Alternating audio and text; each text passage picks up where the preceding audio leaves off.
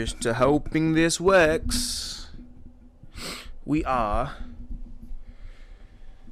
on episode. I don't know how to. Let me see. Well, low key, I could low key say however I want it, cause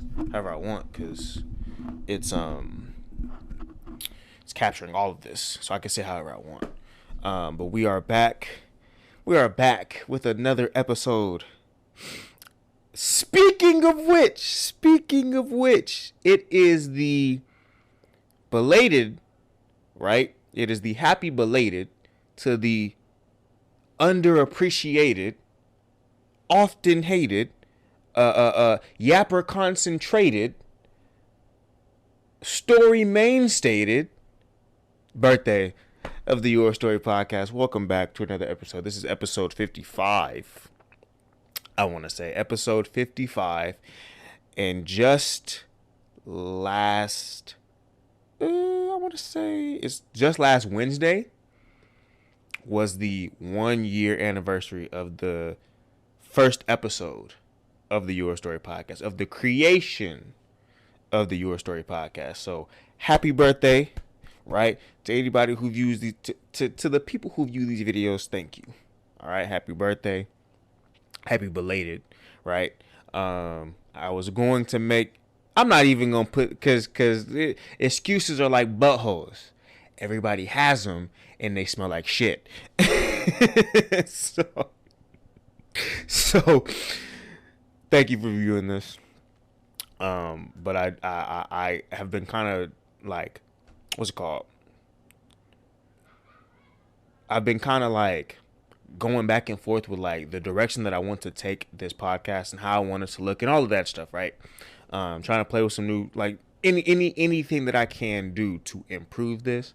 I've been trying to actually dive more into that, and just going back and forth with those thoughts. It's a lot of work when you're doing it by yourself, right?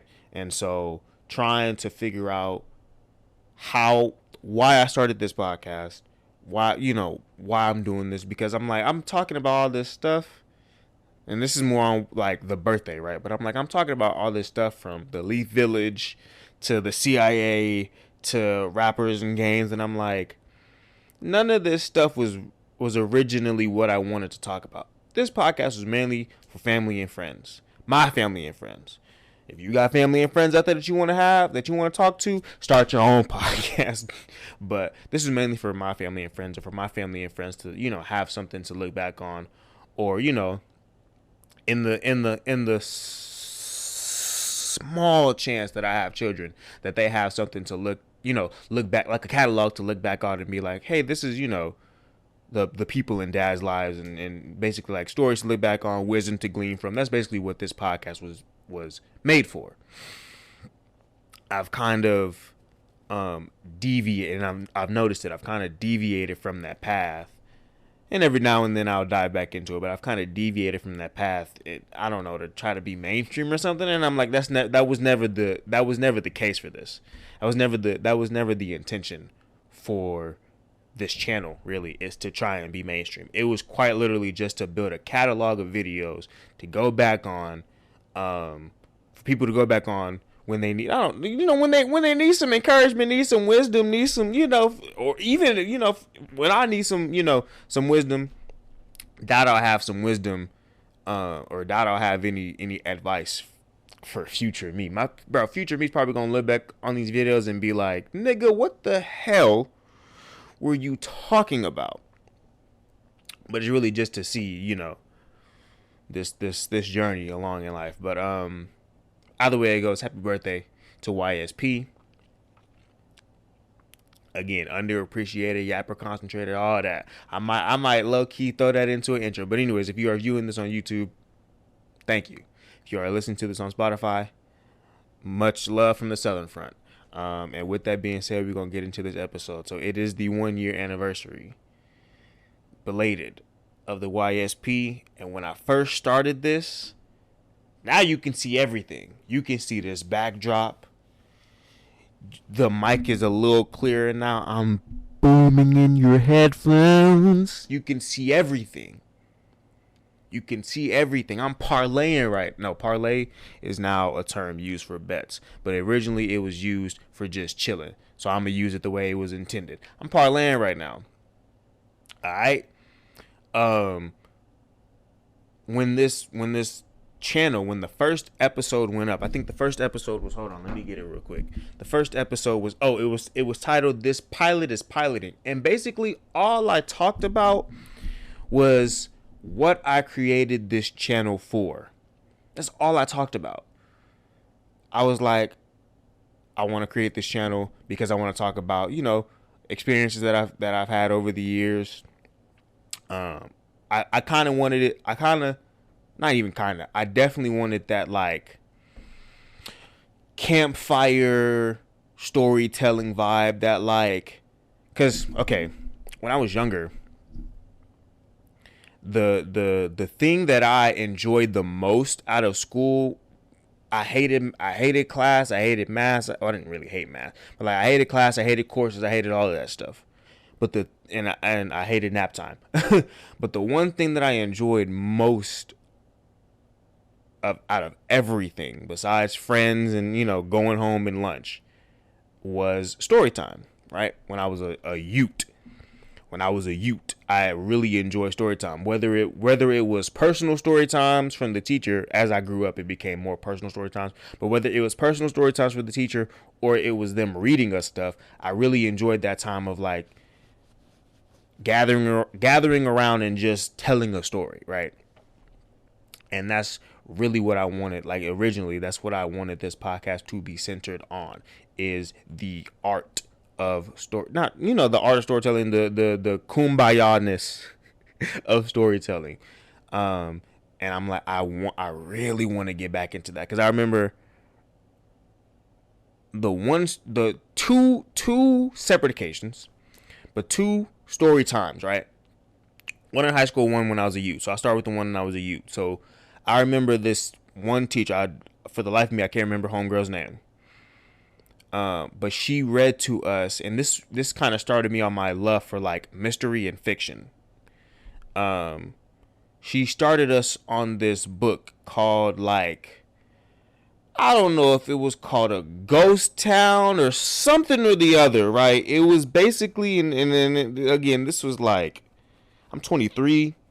This might have been 19 years ago, a decade ago. And it was basically about this kid who, it was called like the graveyard, or like the ghost yard or something like that. And it was basically about this kid who was trying to solve this mystery about this graveyard, centered around this graveyard in this town that he was visiting, something or the other. It was a decade ago. I don't remember, but I also remember stories, right? Throughout the years that my teachers would say, or teachers would tell us. There was this one teacher who told back in, like, I want to say 7th grade. I lived in DeSoto at the time, and there was this one teacher. She was our science teacher. Oh, she was gorgeous. She was light skinned too. Oh my God, she was gorgeous. Oh my God, I didn't appreciate her then. God, I appreciate her now. But anyways, she told us we were going, I guess we were talking about like accidental deaths. And I remember one of the classmates was like, "Hey, teach, like, what, like, is cracking your neck, right? Is cracking your neck, is that a bad thing to do?" And she was like, "It's not necessarily bad," but she was like, "You got to be careful, because one time a colleague of hers, or I don't know if it's a colleague or a friend, but I'll say acquaintance for now, an acquaintance of hers, he was in the habit of cracking his neck. And one day, I guess he had went a little overboard. He couldn't get it to crack, and so he ended up turning his shit, and instead of it paralyzing him, it actually killed him. I can't remember if he snapped like a nerve or something like that, but like, I've always been cautious of cracking my neck. Every now and then you'll see me crack, go from here to here, but like, I've always been cautious of that, because I was like, I don't want to kill myself on accident. Like, that's probably the dumbest way to go out. And if I'm gonna go out, I'm gonna go out like a G. Like I said, I want a Viking send off. But if I'm gonna go out, I'm gonna go out like a G. And to go out, if you call 911, what's your emergency? I have somebody here who offed himself on accident. How did he off himself on accident? Was it suicide? Nah, kinda. Bro basically was trying to crack his neck and he got too overzealous and killed. Like, no. Trigger warning, but that's not how I want to go out. I also remember another story that, and I mentioned him on the pod. Mr. Hallmark told us, and I might have said this story. I might have said the story already, but I remember he had told us about 911 call that he had. That he had witnessed or recalled. I think one of the two. But basically, it was a 911 call for a wreck. And when the paramedics got there, they had checked on this one dude who was saying he was fine. Like he was coherent. He was alert. He was saying everything he needed to basically be like, I'm good. Go check on the people who were involved over there. I'm okay. So, dude is like, hey, I'm okay. I'm good. They go off and they check on the guy, or whoever else was involved in the wreck. Bro, who is like, I'm good. He's talking to the, I guess like the firefighters, or he's talking to the the bystanders, telling them stories and whatnot. I think he goes to light, like how you have a cigarette and you have to like bend down, basically look at the cigarette. He goes to light his cigarette, and within that moment, as he's looking down, his the weight of his head actually like severs his fucking spinal, or what's it called? What is this back here? It's spinal cord, yes, but it has a certain name to it. I think it's lumbar. No, lumbar spine is back here. Thoracic spine. I forget how it goes. He severed the connection, basically. Severed the connection in his spinal cord, and ended up killing himself. The weight of his head had actually severed his spinal cord, and he ended up dying. And I'm like, that's a crazy way to go out. Being alert, being all that stuff, and that's why they put that neck brace on, because of stuff like that. Because the weight of your head, the weight of your brain is so massive that it can quite look like, if you're in a wreck, it can shatter your spinal cord. But those are just some examples of like storytelling, right? Experiences that I've had, things that I appreciate in people, is just being able to tell their story. And that's what this podcast was created for. And so that's what I'm going to get back to. Along with other production stuff. If you could see this setup right now, you'd be like, bro, what the hell? But either way it goes, that's what I'm going to get back to. But moving on. Where's the very phone that I had? Oh. So, to move on, right? Just an ADHD moment, because I've been playing it like crazy, and I love it. Helldivers 2 has to win Game of the Year. Has to, because if y'all let Baldur's Gate win, y'all let Baldur's Gate 3 win, nobody's playing that. And I hate to be the one that's like, nobody's streaming that, nobody's, because I'm streaming twitch.tv/Ronnie_J Salter. But I hate to be the one that's like, nobody's streaming. But because I know there's other gamers in the world. I'm pretty sure everybody on the other side of the Atlantic Ocean is streaming. On the other side of the Indian Ocean is probably not streaming, probably playing Baldur's Gate. But I will say this: Helldivers 3 needs to win. It is all anybody other than the new Dragon Ball game coming out. I have my own thoughts about that. I'll leave them for some other time. Either way it goes. Other than that, and Tekken, Helldivers 3 is the only game that anybody's talking about right now. And from launch, it's been great. From launch, it's been great. Obviously, there's some bugs here and there because it's in like it's like third or fourth week, I think. It's been out for like a month maybe. So obviously there's some month or two, month and a half. So obviously there's some bugs and there's some stuff. But a game being able to single-handedly rally all the consoles and PCs, to be able to do that, I haven't heard not one piece of hate in regards to Helldivers. Other than the fact that there's friendly fire. You can grief the hell out of these people. I played with somebody who had 20k damage in friendly fire. Bro was just calling eagles on whoever, whenever. He was on a mission to kill everybody. He said, if you're on this planet and you eat 2 legs, 4 legs, doesn't matter, bro. I got a 500 kg bomb and I'm ready to use it. So there's that. But other than that, Helldivers 2 has been the game to unite us all. I will do it. It gives me that Attack on Titan feel, of like you know how the Scouts Regiment just kind of like united the people, united the anime fans. You know how Eren Yeager united the anime fans, and it didn't matter how you felt morally.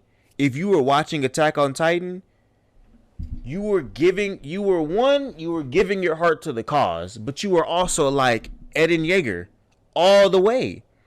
It gives me that feel. I'll do this shit for democracy. I will do this shit for democracy. If war, and I don't want to make light of war, ever. But I will say this, if in the future, if this is how they unite the people,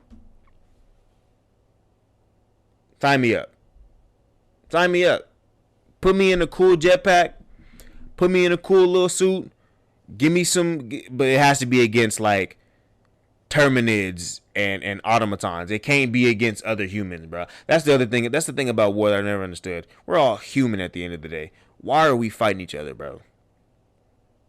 Don't get me wrong. If you talking big shit, like I understand, like standing your ground, but it's also just like we all bleed the same. But that just goes to show, once you get to the top of the food chain, once you get to the top of the food chain, the only thing else that you have to fight is the top of the food chain. We only have each other to fight. There's nothing else to fight.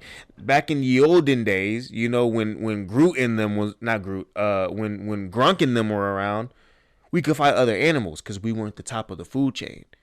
T-Rexatron and them, Darquavius Pterodactyl in them was a part of the food chain. They were the ones who was topping stuff. We at the top now. Can't nothing on this planet realistically beat. I mean, unless you put us in the wild and just be like, fend for yourself. But with the tools and the intellect that we have now, there's nothing beating us. We eat gator for sport. So it's like we have nothing else but to fight except for us. It is a sad reality that we live in. That's why Elon Musk is trying to get us to space. But either way it goes, ADHD moment over. If future warfare is like how it's depicted in Helldivers, where we have like a super Earth,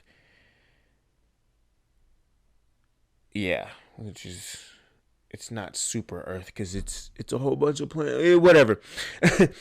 If it's like that, where we're spreading quote unquote democracy, also, I thought ADHD moment was over. It's not. How are we spreading democracy if all we do is go in guns blazing? No form of Also, there's only two there's only two. Maybe Helldivers 1, if there is a Helldivers 1, kind of dives more into this. But there's only two things that we're destroying: automatons and terminids. Whose democracy are we spreading? Because we're just going in like Rambo. These people are so sadistic. If you hear the dialogue in this game, if you hear the dialogue, go. How about this? Have an experiment.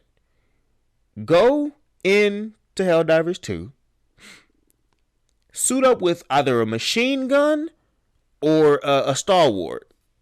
One of those things. One of those high round stratagems, right? Suit up with one of those. Find a gang of terminids. Push down either the trigger or whatever the case may be for you. And just listen. Just listen to what your character says. Just listen.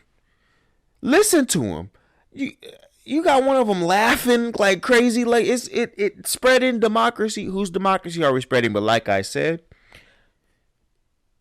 I'll spread the shit out of democracy if it looks like that. I know where it goes. That I'm moving on from that. Okay, ADHD moment officially over. So I have a random. What? I have a random internet question, right? And it basically is like, this. Hold on, let me get to it really quick. Okay, so it's like, it's not really, it's a random thread. It says, can we start a thread of struggle meals that require minimal ingredients? I have a F-ton of whatever in my pantry, yet my brain is drawing blanks on what I can make with them. Struggle meals, everyone should know how to make. And we didn't see, my mom, she didn't call it a struggle meal because that just sounded crazy. She called it poor man's food because we was poor. Poverty line, bro, we was touching it, all right? We was sodomizing that poverty line. So we was poor, but we ate a lot. I wish I ate more. My mom did. She did everything. She did her best. So I got plenty of poor man food, like struggle meals, so to speak. The best, there's a lot. Oh man, I'm just going back, think about it. I'm like, bro, we ate good. Struggle meals, bro, when you ain't got 2 pennies to rub together, but you got beans and turkey, you can make some gourmet shit, boy. Beans and turkey, oh, but not like, you gotta have not like pinto beans.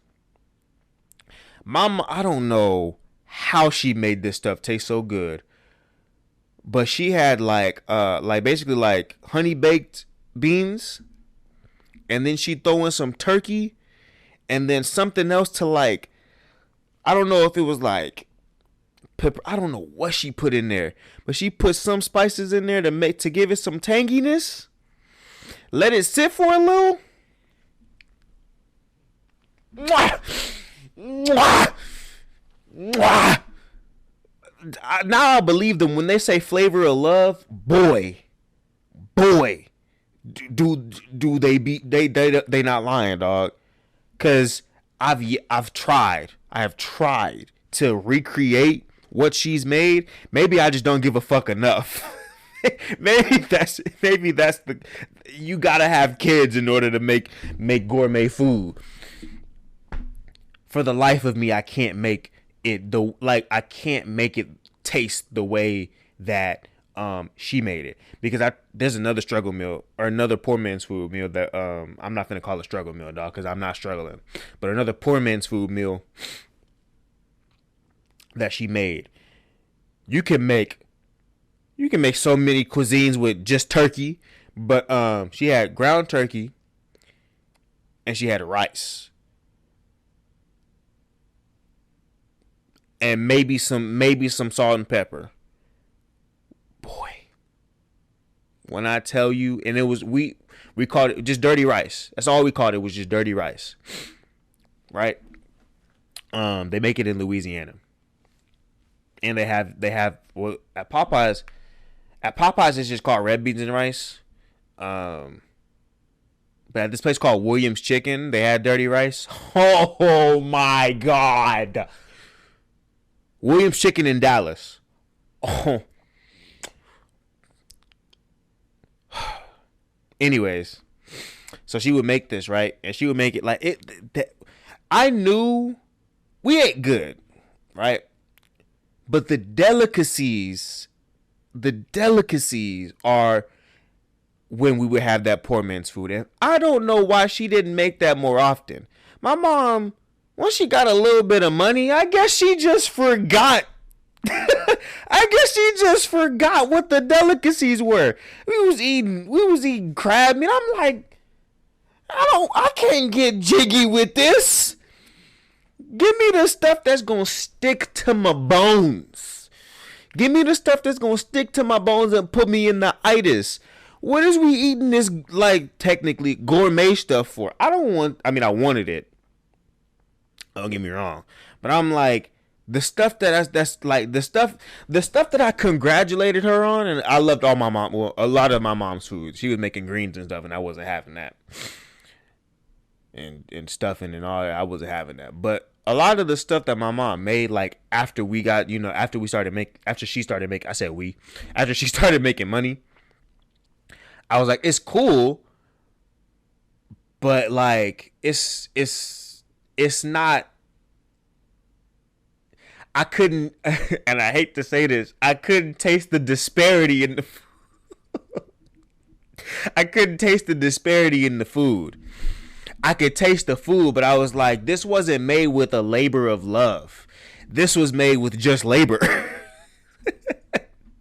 So I was just like, it don't have the same mwah effect. It didn't have the mwah. It had just, here, nigga, damn. So there's that. But there was this one meal that she made when we had some money. It was what's it called? And I just recently got it off of her. So I'm gonna be making it this weekend once I get the ingredients. But I just recently got it off of her. It was basically, she has two iterations of it, and they were her form of enchiladas. They're not they're not Mexican enchiladas. All right, you see this skin? We black. So it wasn't Mexican enchiladas. Don't come over here being like, oh, you got the enchiladas. They're not gonna taste like how you would expect them to taste like. Hella cheese. All right, hella cheese, and not queso fresco. None of that. Not queso blanco. None of that. All right, but anyways, enchiladas, right? Two iterations. We have the stovetop enchiladas, and then we have the pan, like casserole, basically. That was my favorite dish she's ever made for me growing up. And I was like, if there was anything to pass off, like food, because like the people are saying, we're losing recipes. We're losing recipes, all right? But that's the one that I was like, I can't let that fall by the wayside. That and her chest pie, I know how to make her chest pie too. Those were the two things I'm just like, I can't let, because my little sister's not cooking for no nigga. She don't even cook for herself.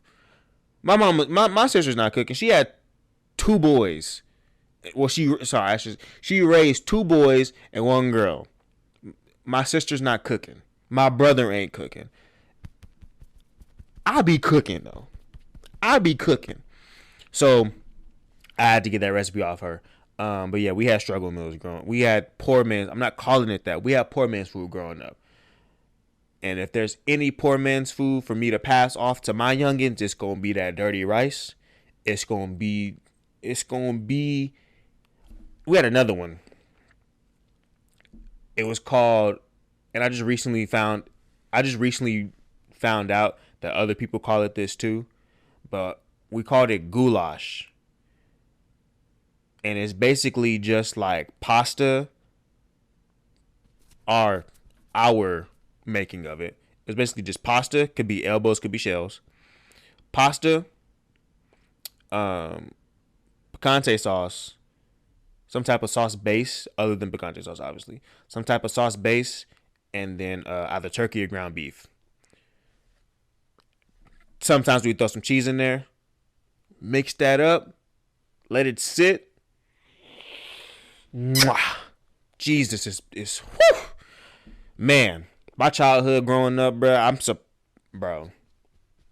Stick to your bones food. That's what we made. It's all we made. Stick to your bones food till we got some money, and then we was eating other shit. But yeah, we had struggle meals, we had poor man's food, all of that.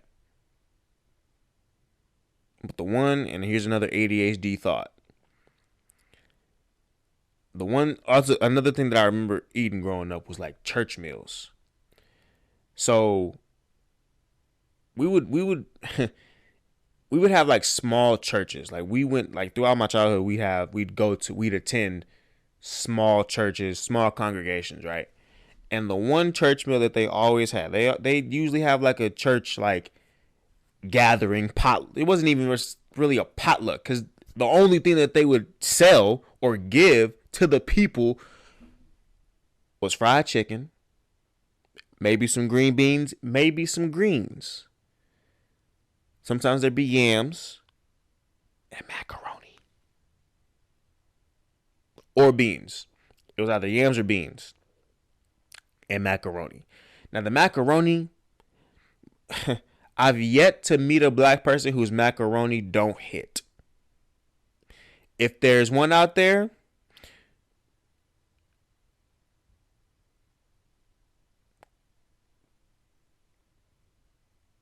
help yourself. But I've yet to meet a black person who, I've had some trash macaroni. Obviously, I've been around the block. I've had some trash macaroni. Trash caroni. Anyways, I've had some trash macaroni, but I've yet to meet a black person's macaroni who didn't smack. So the church meals, the macaroni is probably the best I've ever had. Fried chicken was bussin', or fried fish. It sometimes would be fried fish, fried catfish. It was bussin'. Anyways, that's the church meal. That's the basic church meal. When we moved to Dallas, when my mom moved us to Dallas, we went to this one church called IBOC, Inspiring Body of Christ Church, which, yeah, Inspiring Body of Christ. At first they wasn't really doing meals like that. They wasn't really doing church meals like that. But then, and this was like a mega church in Dallas. It was, think of like TD Jakes in the Potter House. It was basically this. Think of like who's the John in the guy in Houston. What is bro's name? What is his name?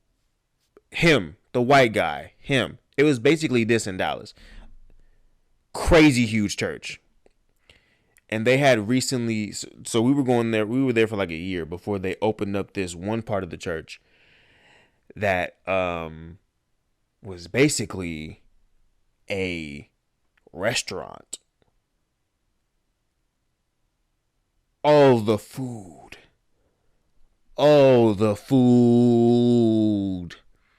The food was so fire. It was crazy good.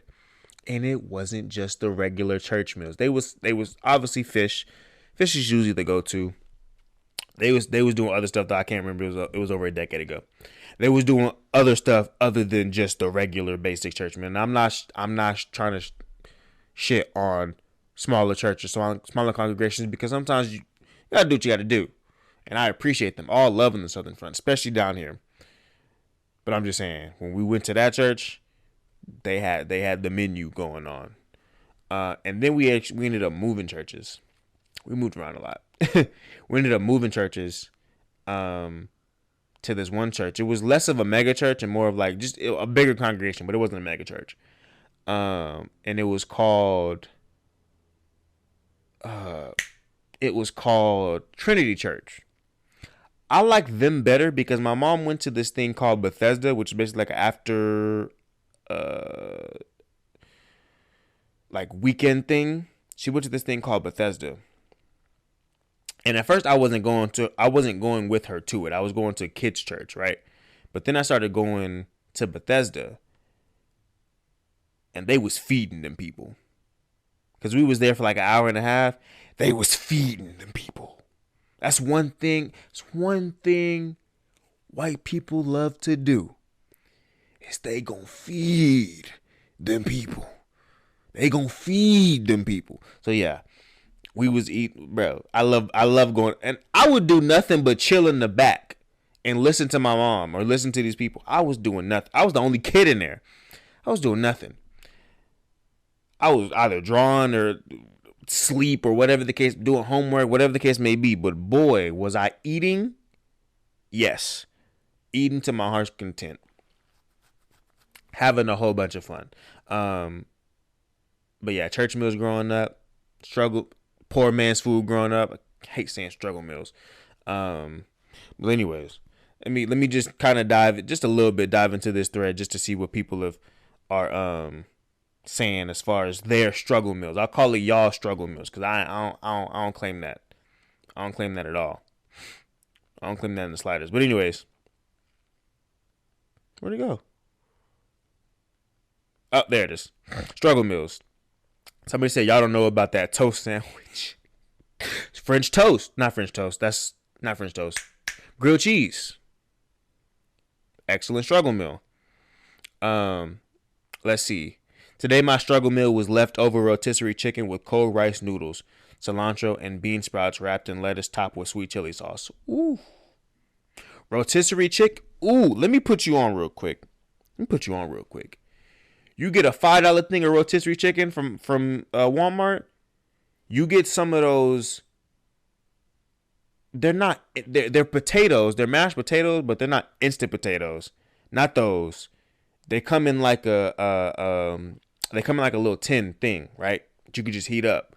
You get the onion and chives, mashed potatoes with the rotisserie chicken. You're eating good for the rest of the week. I promise you. If it could feed a family of 4 for the rest of the week, I guarantee you it could feed your single self for probably 2. You divvy that up, put it with the boy. Itis. Moving on. White rice and a faux Japanese omelet. Mix soy sauce and white sugar in the uncooked eggs before adding them to the skillet. Speaking of which, I made fried rice one time. It wasn't hidden as good as, when they make it in a wok, but I made it in like a skillet. It was pretty fire. That sounds fire though. Somebody said, I'll never forget when my man told me his struggle meal was crawfish etouffee. That's when I realized we all struggled differently.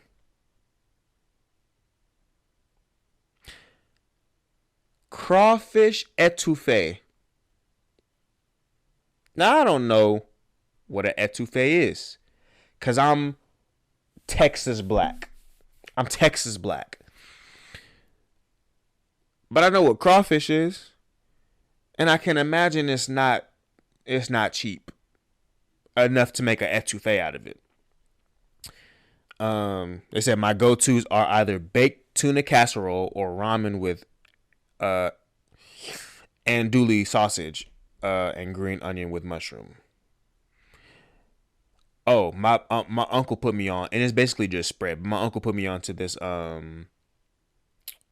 this struggle meal, so to speak, that he made in the pen, and it's basically just hot sauce, tuna, and ramen noodles. Make your ramen noodles, boil your noodles, throw the tuna in there, throw some hot sauce in there, mix it around. You got yourself a spread. It's pretty fire. It's pretty fire. And when I say protein to the max, protein crazy. Rice and kidney bean curry. Rice with anything. Rice with anything. Rice with tuna. Rice with turkey. Rice with chicken. Rice with beef. Rice with ice cream. Rice with anything go crazy, dog. Rice with anything go crazy. You can do. That's why rice is probably behind chicken. Like I said, behind chicken, rice is the best food on earth. They say if you ask AI to make you a meal with whatever ingredients are in your pantry, it'll give you. What have we come to, bro? We're losing recipes. They said ask AI. What? What? This nigga said ask Chat GPT to make you a nigga. Call your mama. Call your grandmama. Call your auntie. We're losing recipes. Oh, this is so sad. This is so sad. Making anything soup. I toss any veggies I have into a pot with ramen noodles and chicken. I can DM you a recipe. Let me find out that I can get. Let me find out that I could get some DMs based off of recipes. I'm doing that today. Yeah, you can make sopa, and that's just soup. You can make sopa. You can make sopito, which is basically just small soup. You know, get you some little noodles from the Mexican Mart. If you have one, get you some little noodles from the Mexican Mart. Throw in some bouillon, and then you be good. You be good. Throw in some chicken if you want. You can make some caldo. Caldo is really good. It's just hot as fuck. But yeah. If you have tomato sauce, onion, chicken bouillon, as I said, and cilantro, you can go to the grocery store and get alphabet soup or alphabet noodles. Bam, you got the best fucking soup. Yeah, you really do. Pasta. Let's see what these ingredients are. They have pasta, chicken, tomato paste and sauce, beef cilantro, beef chicken stock and bouillon. Crock pot is not an ingredient. Jasmine rice, potatoes. You can make so much. You can make so much pasta and chicken with tomato sauce. Boom. Boom. Jasmine rice with the chicken, with the tomato sauce, with a side of potatoes. Boom. Yellow, green. Oh my. You can make so much with this. You can make so much with this.